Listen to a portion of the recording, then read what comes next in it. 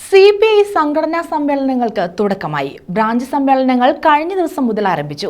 ഫെബ്രുവരി local സമ്മേളനങ്ങളും April മണ്ഡലം സമ്മേളനങ്ങളും നടക്കും.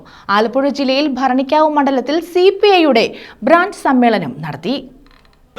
CPI സിന്ദാബാദ്, CPI സിന്ദാബാദ്, ബ്രാഞ്ച് സമ്മേളനം സിന്ദാബാദ്, ബ്രാഞ്ച് സമ്മേളനം സിന്ദാബാദ്, വീരപതാകെ വീരപതാകെ വീരപതാകെ വീരപതാകെ വീരപതാകെ വീരപതാകെ വീരപതാകെ വീരപതാകെ 25ാം പാർട്ടി കോൺഗ്രസിന് മുന്നോടിയായാണ് CPIയുടെ മണ്ഡലം സമ്മേളനങ്ങൾ ആരംഭിച്ചത്. ഇതിന്റെ ഭാഗമായി ആലപ്പുഴ ജില്ലയിലെ ഭരണിക്കാവ് മണ്ഡലത്തിൽ ബ്രാഞ്ച് സമ്മേളനങ്ങൾക്ക് തുടക്കമായി. കൃഷ്ണപുരം സൗത്ത് ലോക്കൽ കമ്മിറ്റിയിലെ 13ാം വാർഡ് ബ്രാഞ്ച് സമ്മേളനമാണ് നടന്നത്. ഭരണിക്കാവ് മണ്ഡലം സെക്രട്ടറി അഡ്വക്കേറ്റ് ശ്രീകുമാർ സമ്മേളനം ഉദ്ഘാടനം ചെയ്തു.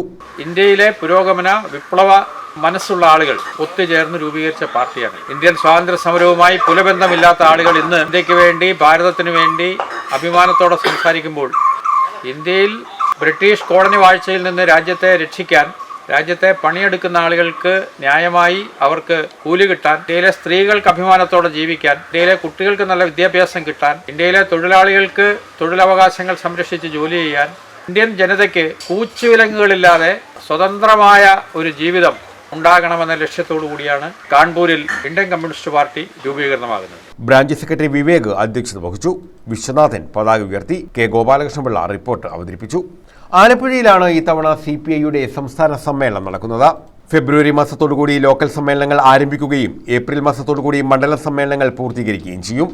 News bureau, Kayamkulam.